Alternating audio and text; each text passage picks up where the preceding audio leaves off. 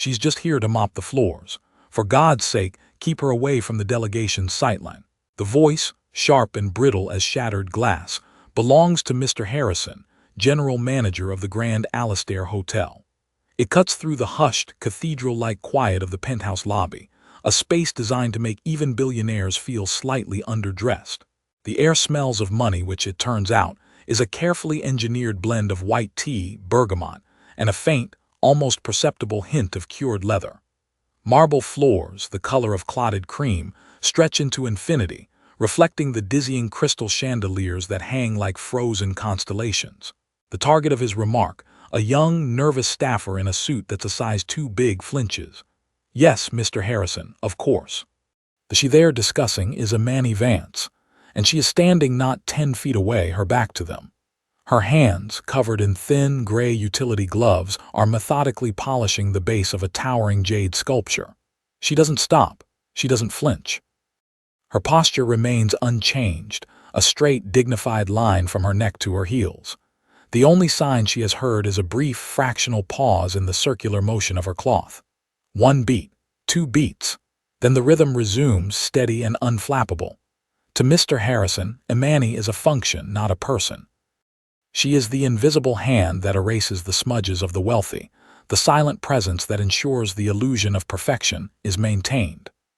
Her uniform is a cloak of invisibility, a simple, charcoal gray tunic and matching trousers, impeccably clean but designed to fade into the background. She is 34 years old, though most of the hotel's clientele, if asked, would likely guess she was anywhere from 25 to 50. They don't see her face, they see the uniform. They see the mop bucket that is her constant companion. Today, the tension in the hotel is wound so tight you could play a melody on it. Today is the day of the signing. Sterling Global, a titan of American industry led by the notoriously ruthless Marcus Sterling, is finalizing a $1 billion acquisition of tech giant Omnilingua. Their counterparts, a delegation from Shanghai, are precise, formidable, and have a reputation for walking away from deals over the smallest cultural misstep. Everything has to be perfect. The temperature of the oolong tea, the humidity in the boardroom, the sightlines. Amani continues her work, moving from the jade statue to the floor-to-ceiling windows that overlook the sprawling city below. Her movements are an education in efficiency. There is no wasted energy, no superfluous gesture. She doesn't just clean. She restores order to a space with a kind of quiet reverence. While the executives scurry past her, barking into their phones and radiating a frantic, high-stakes anxiety, Amani exudes a profound calm. It's the calm of someone who understands the system from the ground up, literally. She knows the building's secrets, the floorboard that groans outside the presidential suite, the subtle draft from the west-facing vent in the main conference hall, the way the morning light hits the CEO desk at precisely 8:17 a.m., causing a distracting glare on any screen. She sees things others don't. It's the nature of her job. When you are invisible, you become a world-class observer. The young staffer, whose name tag reads Kenji, scurries over to her. His face is pale with a sheen of nervous sweat. He can't quite meet her eyes. "Ma'am," he begins, his voice a near whisper. "Mr. Harrison, he wants you to use the service corridors for the rest of the day. He doesn't want any distractions." Amani finally stops. She turns her head slowly, her gaze calm and direct. Her eyes are a deep, intelligent brown, and for a moment Kenji feels pinned by their clarity. He feels suddenly and acutely foolish, like a messenger apologizing for a king's cruel decree. He is a participant in her erasure. Would you endure this, to be told that your very presence is a distraction? Amani offers him a small, almost imperceptible nod. She doesn't smile, but the severity in her expression softens for a fraction of a second. It's a look that says, "I know this isn't you. I know you're just the echo of his voice." "Of course," she says.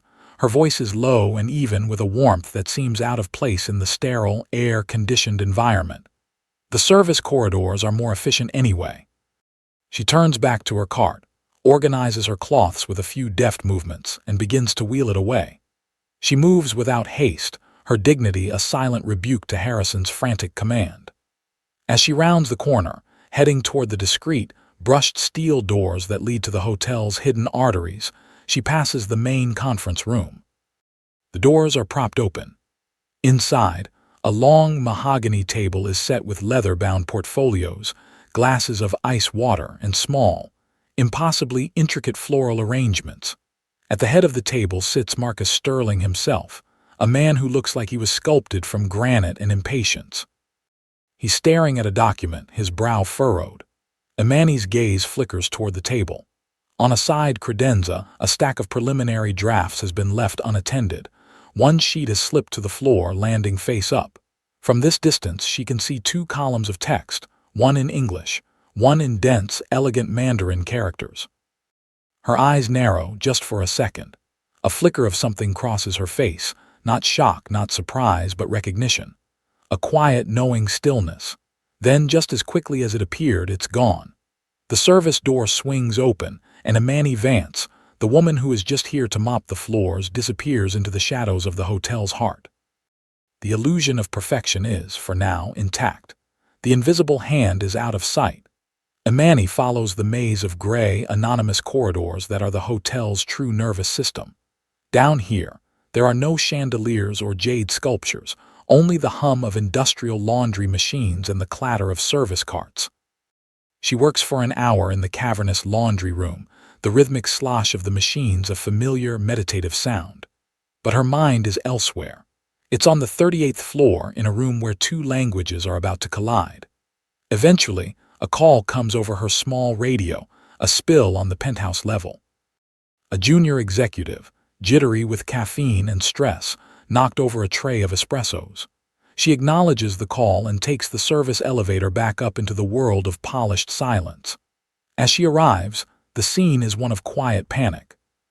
Kenji is on his knees, blotting the dark liquid from a cream-colored rug, while Mr. Harrison looks on, his face a mask of thunderous disapproval. Imani takes over with quiet authority, her specialized cleaning agents making quick work of the stain. As she works, one of the American executives, a man with a booming voice and a gold watch, walks past without a glance. He carelessly tosses a folder onto a nearby credenza.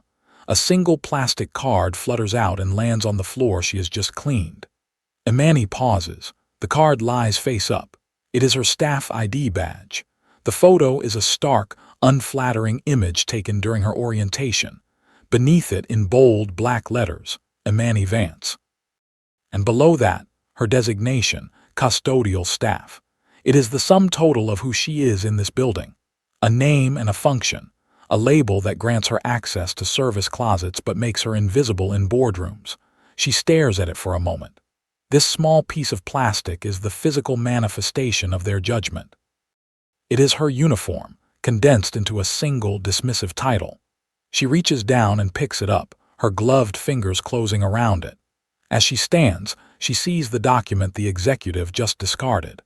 It's another draft of the Omni Lingua deal, and from this angle, she can clearly see the clause she'd noticed before. It's a dense paragraph, but a few characters leap out at her, their meaning as clear as a headline. She knows with a certainty that makes her stomach tighten that the translation is not just wrong, it's lethally wrong. It's a trap laid in the subtle grammar of a language they do not understand. Harrison, noticing her pause, snaps, "Is there a problem? The stain is gone, you can go." He doesn't thank her. He dismisses her. Imani clips the badge back onto her tunic. It feels heavier than it did before. She gives Harrison a single, steady look, then turns and wheels her cart away, the lethal secret of that clause burning in her mind. Would you tolerate this? Being seen as nothing more than the name on a badge, especially when you held the key to the entire room. The first sign of real crisis is not a shout, but a change in the quality of silence. The low hum of confident deal-making in the hallways outside the penthouse suite vanishes, replaced by a tense, brittle quiet. Whispers become clipped and sharp. Imani, cleaning the windows in an adjacent, unused office, can feel the pressure changing in the air. The interpreter is not just late, she's gone. Kenji bursts out of the conference room, his phone pressed to his ear, his face ashen. "What do you mean, indefinitely?" he hisses into the receiver. "What kind of traffic is that?" Imani overhears the explanation. A surprise diplomatic visit. The president's motorcade has shut down the entire city grid. The FDR Drive is a parking lot. The bridges are locked down. Nothing is moving in or out of Manhattan for the next 3 to 4 hours. The interpreter, a woman named Miss Albright, is trapped. There is no backup. The deadline to sign the acquisition agreement is 5 p.m. It is currently 3:15 p.m. The Chinese delegation, led by a formidable chairman named Mr. Chen, does not grant extensions. Their culture values precision and punctuality above all else. A failure to meet the deadline is not a logistical hiccup. It is a sign of profound disrespect and incompetence. The deal, a year in the making, will not be postponed. It will be terminated. Marcus Sterling's voice, a low growl, rumbles from the boardroom. Get me another translator. Get me anyone. I don't care if you have to pull them out of a restaurant in Chinatown. Get it done. Imani stands perfectly still in the empty office, a spray bottle in one hand, a cloth in the other. She is now locked in. This is no longer a matter of professional observation. It has become a moral crucible.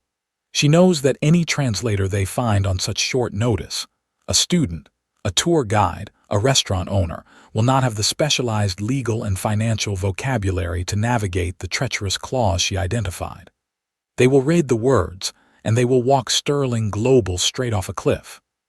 She can remain silent. She can follow the rules, stay in her designated service corridors, and watch from the shadows as a billion-dollar empire implodes because of a single poisoned sentence.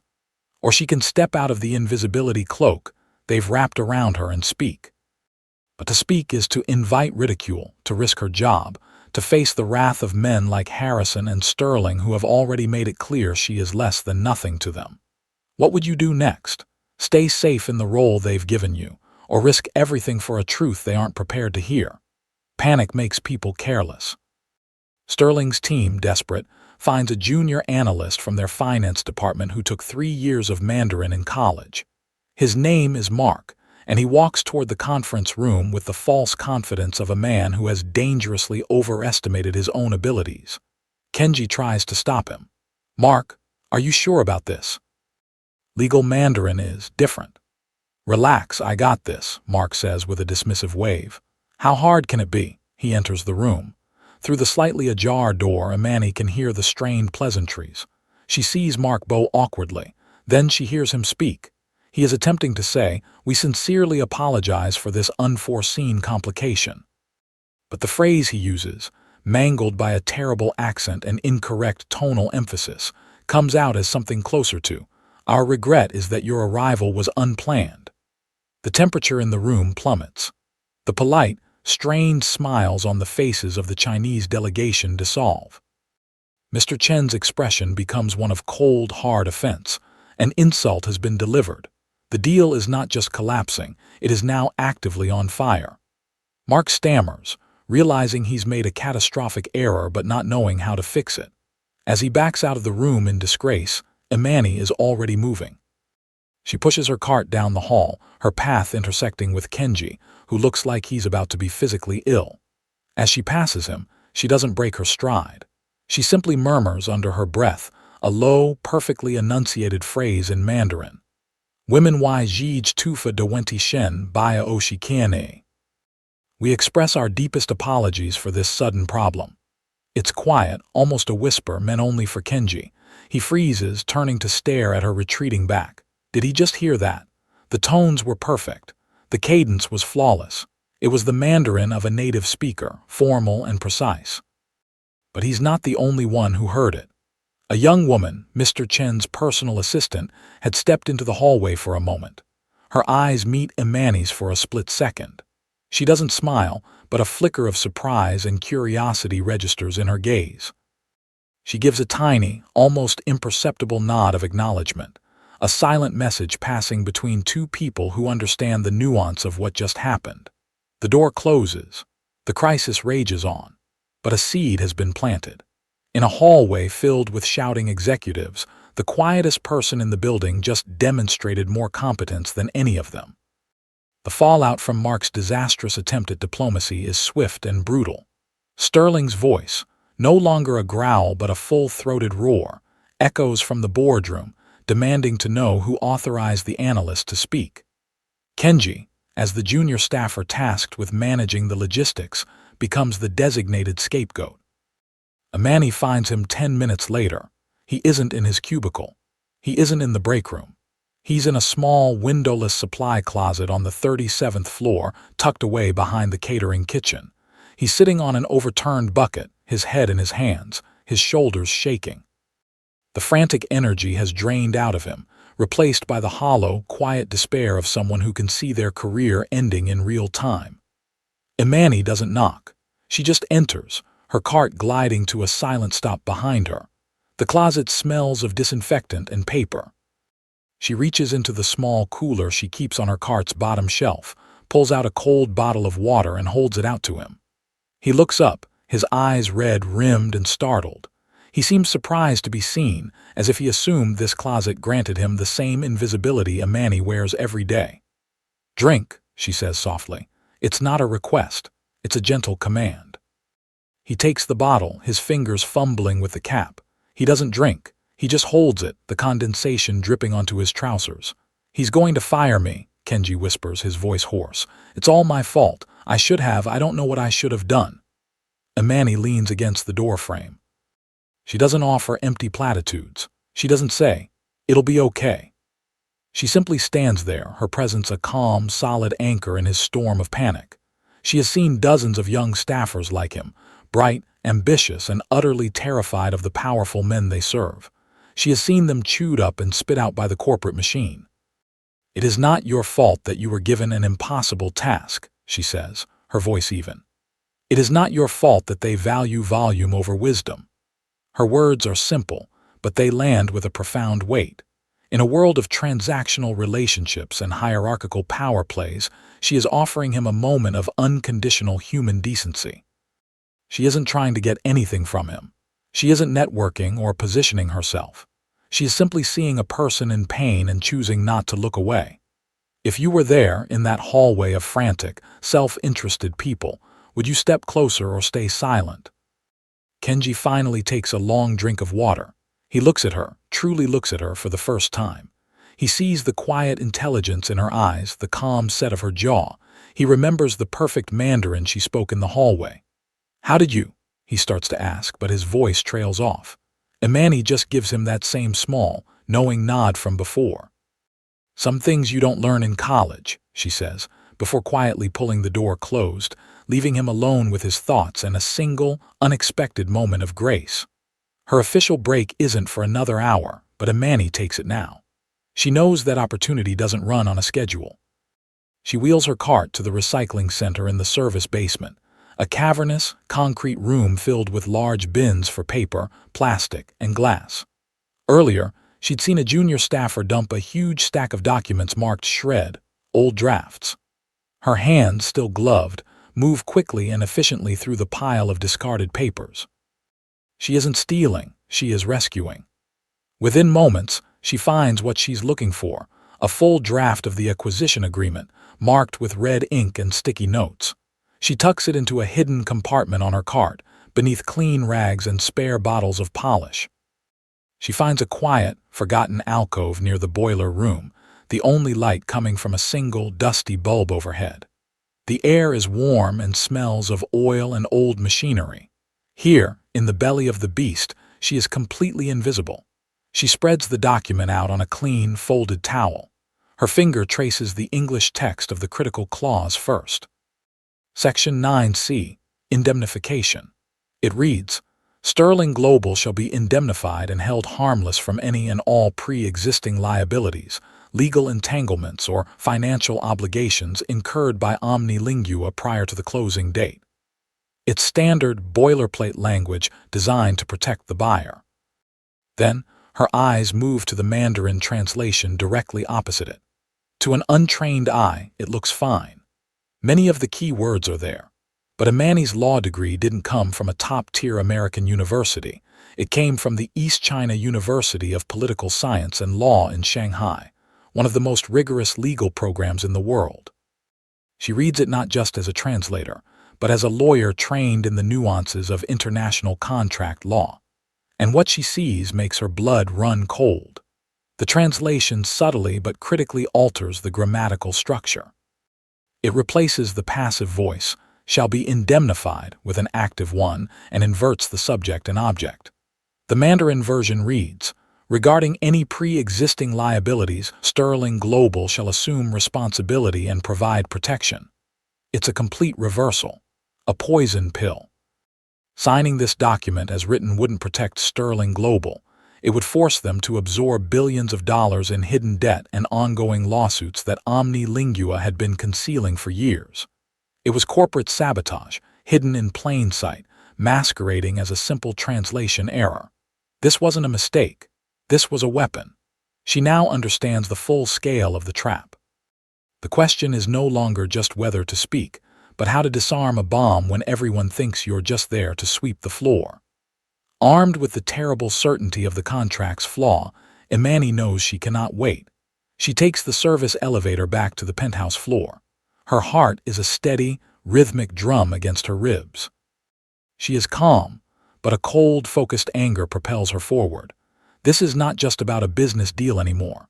It's about a deliberate act of deceit that will destroy the lives of thousands of employees. She finds Mr. Harrison directing staff near the main elevators, his face pinched with stress. She approaches him directly but respectfully. "Mr. Harrison," she begins, her voice low and firm, "I need a moment of your time. It's about the Omni Lingua contract." Harrison turns, his eyes barely registering her. He sees the uniform, the cart, and his face clouds over with immediate, impatient dismissal. "What did I tell you?" he says, his voice dangerously low. "This is the executive floor. You are not to be here unless specifically called for a spill. Go back downstairs." "Sir, this is urgent," Imani insists, holding her ground. "There is a critical error in the Mandarin translation of the legal documents. A reversal in the indemnity clause." Harrison stares at her as if she has just started speaking in tongues. There is a moment of stunned silence, followed by a short, sharp bark of a laugh. It's a sound of pure, unadulterated disbelief. "A reversal in the—" he shakes his head, a smirk playing on his lips. "You're a cleaner, you mop floors. You don't read billion-dollar contracts. Are you insane?" He steps closer, his voice dropping to a menacing whisper. "I don't know what game you're playing, but it ends now. You are a distraction and a liability." He turns to a nearby security guard. "Escort Miss Vance to the basement. She is to remain there for the rest of her shift. If I see her on this floor again, she is fired." "Understood." The guard nods, his expression impassive. He gestures for Imani to move. The door to her world is literally and figuratively closing. She is being silenced, her expertise dismissed not because it's wrong, but because of the uniform she wears. As she is led away, she feels the familiar sting of erasure, sharper and more painful than ever. Have you ever seen a rule used like a weapon, not to maintain order, but to enforce a hierarchy of who is allowed to have a voice? Down in the concrete silence of the basement, with the hum of the boiler as her only company, she doesn't despair. The anger cools into a hard, clear resolution. He could lock her in the basement, but he couldn't take away what she knew. She closes her eyes and makes a quiet vow. They would not listen to her. So she would have to find someone they couldn't ignore. The basement is a world away from the penthouse. Time moves differently here, measured in the rumble of the HVAC system and the distant clang of metal doors. Imani uses the time to think, to strategize. She knows that raw information is useless without a credible messenger. She cannot be that messenger. But Kenji, maybe he could. Her chance comes unexpectedly. A call comes over the security radio. The archives are needed. Someone from Sterling's team needs the physical files on a past merger from 5 years ago. And the task, a menial errand designed to get him out of the way, is given to Kenji. Minutes later, he appears at the bottom of the service stairs, his shoulders slumped in defeat, a keycard in his hand. He's been sent to the tomb.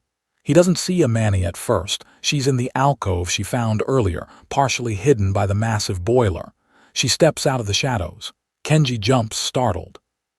"I'm sorry," she says, her voice calm. "I didn't mean to frighten you." "No, it's fine," he stammers. "I'm just looking for the archives." "They are at the far end past the incinerator room," she says, pointing. Then she holds up the creased draft of the contract. but this is more important than any old file. She doesn't have time for a long explanation. She has to be precise, credible, and fast.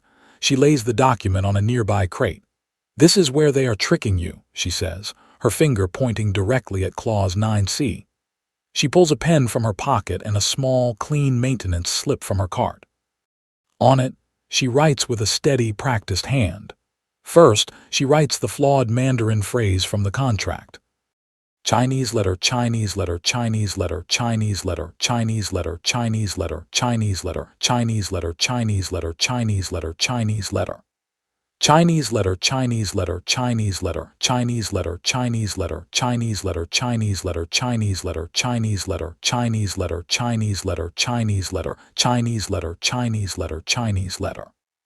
Guan yu ren hei juang kunzai de fuzhe. Sitlin huang qiu ying shangden zairan bing tigong baiahu. Then, below it, she writes the correct, legally sound translation that should have been there. Chinese letter, Chinese letter, Chinese letter, Chinese letter, Chinese letter, Chinese letter, Chinese letter.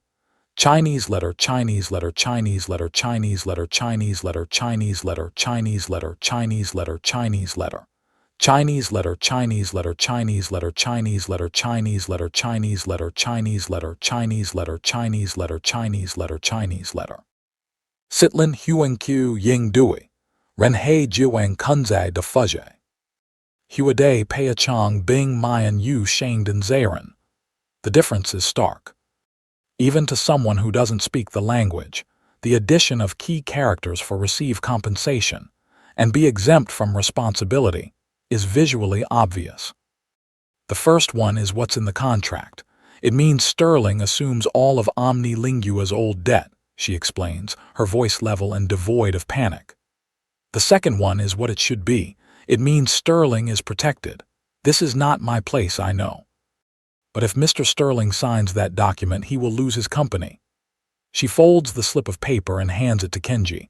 Her face is calm, her eyes clear. She has given him the weapon and the shield. The choice is now his. "I cannot go back upstairs," she says, "but you can." She retreats back into the shadows of the boiler room, leaving Kenji standing there, the fate of $1 billion deal written on a maintenance slip in his trembling hand. This is where everything could flip. The atmosphere in the penthouse suite is funereal. The 5 p.m. deadline is minutes away. A desperate, last-ditch plan has been hatched. Sign a non-binding letter of intent using the flawed translation, with a promise to amend it later, just to save face and keep the delegation at the table. It's a move born of pure desperation, and Mr. Chen, the Chinese chairman, looks deeply unimpressed. The pens are on the table. At that moment, the boardroom doors burst open. It's Kenji. His hair is wild, his suit is rumpled, and he's panting. "Stop!" he yells, his voice cracking. Marcus Sterling looks up, his eyes blazing with fury. "What is the meaning of this? Get him out of here." 2 security guards move toward Kenji, but he pushes past them, clutching the small maintenance slip. "The indemnity clause," he says, his voice gaining a sliver of strength. "It's wrong. It's been reversed. They're trapping you." "What are you talking about, boy?" Sterling snarls. "Who told you this?" Kenji falters. He knows what comes next. He knows he is about to betray the chain of command and point to the most invisible person in the building. He takes a deep breath. "She did," he says, his voice now clear and steady. "The cleaning lady, Imani, she showed me." A wave of confused, derisive murmurs ripples through the room. Mr. Harrison steps forward, his face purple with rage. "This is insane. He's hysterical. She's a disgruntled employee I had removed from the floor." But Mr. Chen's assistant, the young woman from the hallway, leans over and whispers something in her boss's ear. Mr. Chen's expression changes from cold indifference to sharp curiosity. He looks at Sterling and says, in slow, deliberate English, "We would like to hear from this woman." The request hangs in the air, an undeniable command. Defeated, Sterling gives a curt nod to Harrison. "Get her." 5 minutes later, Imani walks into the boardroom. She is still in her simple gray uniform. Her hands are empty. Her expression is one of complete, unshakable calm. She doesn't look intimidated. She looks like she belongs. Sterling scoffs from the head of the table. "You have something to say?" Imani walks not to him but to the center of the table, placing her hands lightly on the polished mahogany. She looks directly at Mr. Chen and his delegation. She gives a slight, respectful bow. Then she speaks. Her Mandarin is flawless, academic, and precise. Shane Dongshi Zhang, Wenti Chu Zai Dai Jiu Tia O Si Quan, Guanyu Suihu Bachang De Fanny. Chairman Chen, the problem is in Clause 9C, regarding the translation of retroactive indemnity. She proceeds to explain the grammatical and legal distinction between the two phrases, her explanation fluid and masterful. She unpacks the nuance, the cultural implications, the deliberate choice of characters designed to deceive. Then, without missing a beat, she turns to Sterling and his team and delivers the same expert analysis in clear, powerful English. The room is utterly, profoundly silent. The American lawyers look stunned, exchanging panicked glances. Sterling's jaw is slack. Did you feel that shift? The moment the entire gravitational field of the room tilted on its axis, away from the man at the head of the table and toward the woman in the simple gray uniform.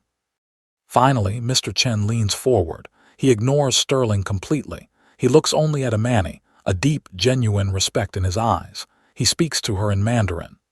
Nin de kuyu zhang shi Beijing de faxa a jiashu, Kingwen nin shi shei. You speak like a Beijing law professor. May I ask, who are you? The aftermath of Imani's revelation is a whirlwind of controlled chaos. The signing is immediately halted. The Chinese delegation, impressed by the sudden display of integrity, agrees to a 24-hour extension to correct the contract. Sterling's lawyers, now thoroughly humiliated, confirm Imani's analysis is not only correct, but has saved the company from financial ruin. The translator, Miss Albright, is eventually reached. She confirms the version she was sent to approve was the correct one. The version in the room was swapped at the last minute by a now vanished junior executive on Omnilingua's side, a clear act of corporate espionage. An hour later, Imani is summoned again, not to the boardroom but to Marcus Sterling's private office. The view is breathtaking, but she doesn't notice it. Sterling is there, along with a chastened Mr. Harrison and the head of HR. The energy is entirely different. The scorn is gone, replaced by a mixture of awe and frantic damage control. Miss Vance, Sterling begins, his voice stripped of its earlier arrogance. On behalf of the entire company, we offer our profound apologies and our gratitude. He gestures to an ornate chair. Please. She remains standing. The head of HR takes over, her voice smooth and practiced. We've reviewed your file. There's not much in it, of course, but what you did today was extraordinary. Marcus and I have discussed it, and we would like to offer you the position of Director of Special Projects, effective immediately.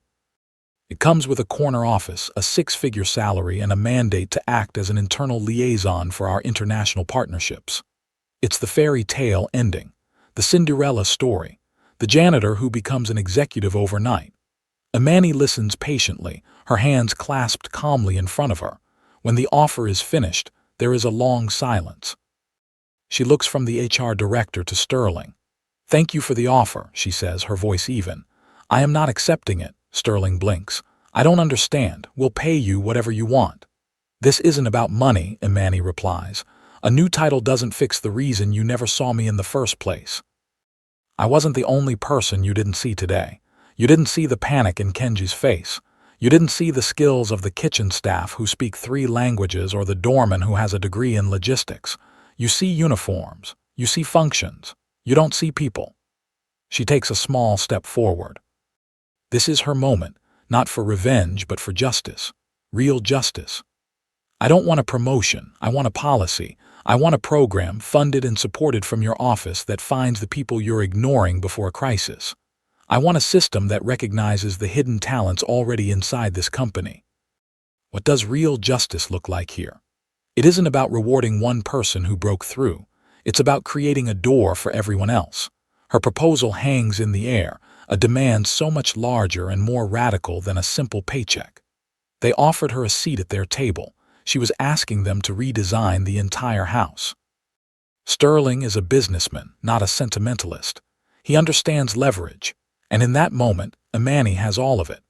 Her story, The cleaning lady with a hidden law degree who saved a $1 billion deal is a PR nightmare if she walks and a PR goldmine if she stays on her own terms. More than that, her logic is undeniable. The company almost imploded due to a blind spot. Her proposal wasn't charity, it was insurance. 3 months later, the Sterling Hospitality Hidden Talents Initiative is launched with a company-wide announcement.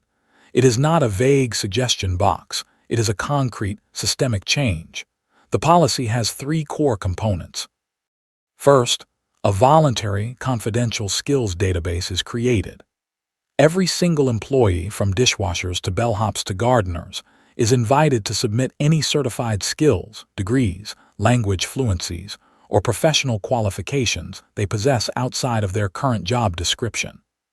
The data is managed by a neutral third-party HR firm to ensure privacy. Second, a new rule is written into the corporate hiring and promotion charter. Before any external search is initiated for a mid-level or senior position, the skills database must be cross-referenced for qualified internal candidates by an automated system. A report of potential matches is delivered to the hiring manager, who is required to interview at least 2 internal candidates before looking outside the company.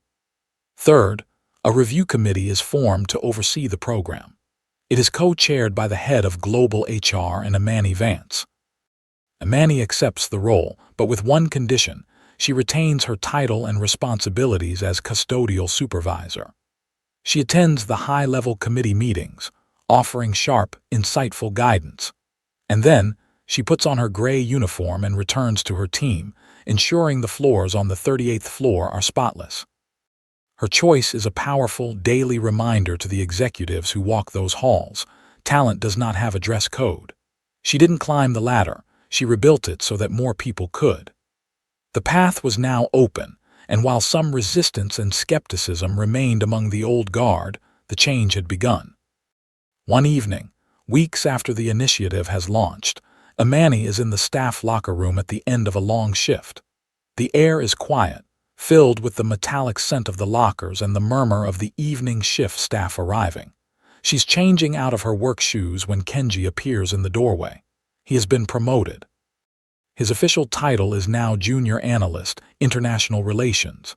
He wears his suit with more confidence, but the nervous energy is still there, softened now by a new, quiet competence. He doesn't say much. He just stands there for a moment, holding a small, flat, gift-wrapped box. "Hi," he says. "Hi, Kenji," Amani replies, offering him a small, warm smile. I wanted to thank you," he says, his gaze fixed on the floor. "Not for the not just for that, but for the water in the closet." Amani's smile deepens.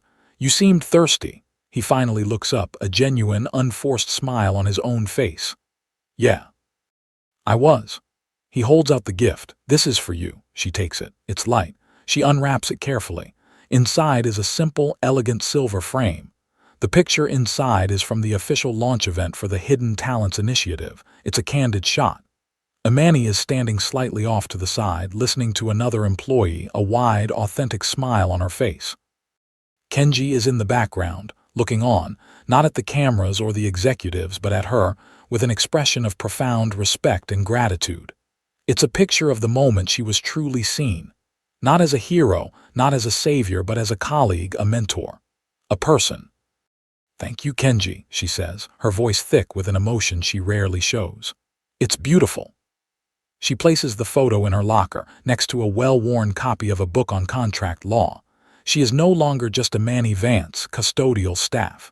She is Amani Vance, a woman who defines herself not by the title others give her, but by the integrity she holds within. In the quiet of the empty locker room, she has reclaimed herself. 6 months after the signing, Chairman Chen returns to New York. His company and Sterling Global are now partners, the deal a resounding success. He is staying at the Grand Alistair, and he makes only one personal request upon his arrival. He wishes to have tea with Miss Amani Vance.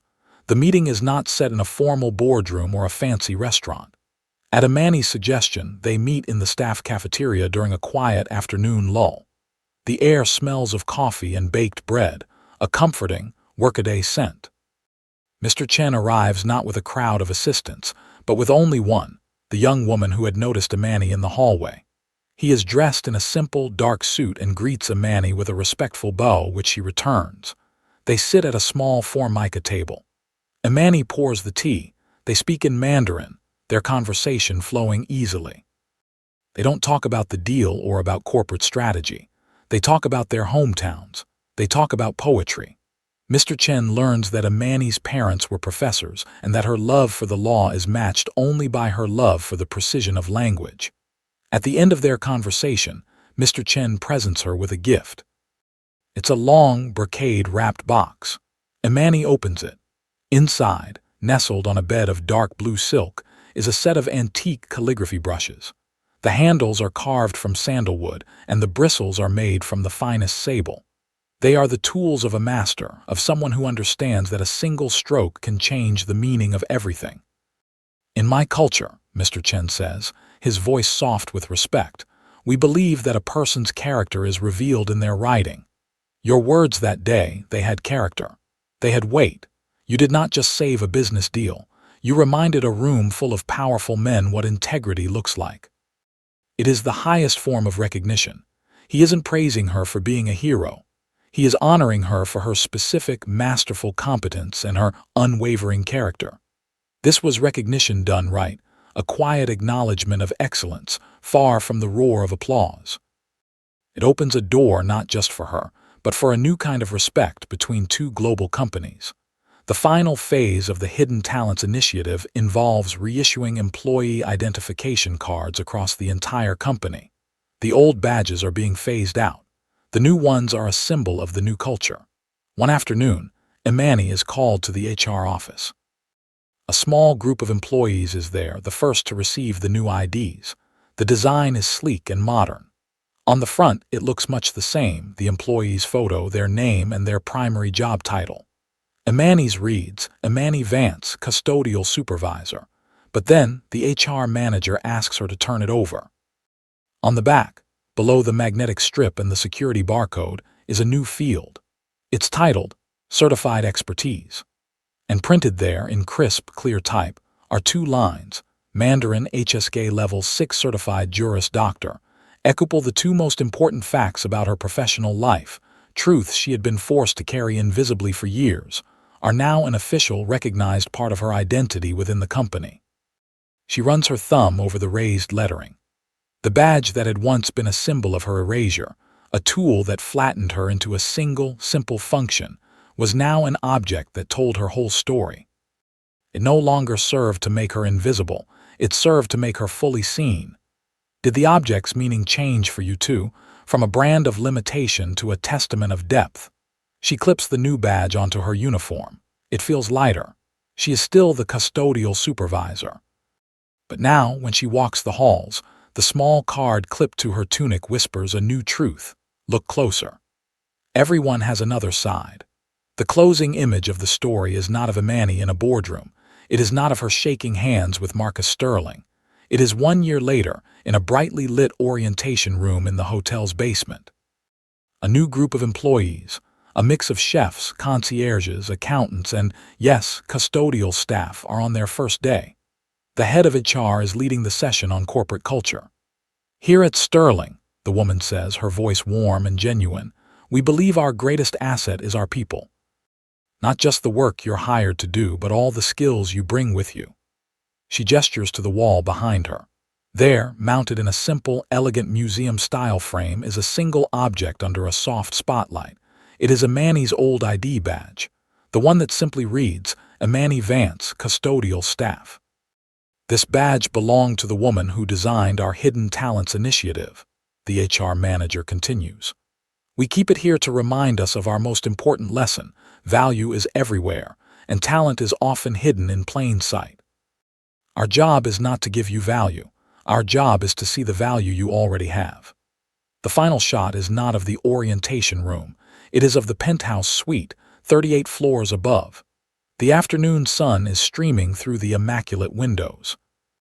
Amani Vance is there, leading a new member of her team, showing him the precise, efficient way to restore the floor to a perfect mirror-like shine. She is focused. She is content. She is working with the quiet, profound dignity of a person who did not need to change her role to change the world around her. She is at peace. The room, once a place that erased her, is now, and forever, a room that remembers her name. What forgotten talent in your own life is waiting to be seen?